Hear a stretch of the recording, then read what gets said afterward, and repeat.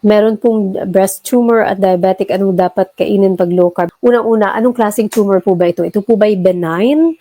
Ito po ba ay na-biopsy na po? Depende po sa kung ano siya gaano siya kalaki. Kung mga benign naman po, pwede nang iwanan dyan. Di naman po yan kailangan tanggalin. Ngayon, kung ito ay malignant, syempre po, iba yung treatment para sa ganon.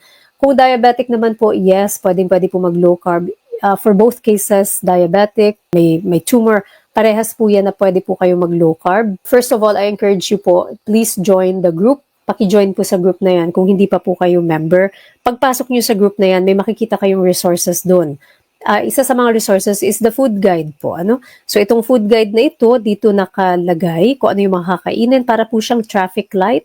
Focus on the go section, kapatid. So that's the green part of the food guide, kabisaduhin. Occasionally, you can eat from the pause section and you have to avoid lahat ng nasa red section. So ganun lang po kasimple ang pagsisimula, kapatid. Ano po?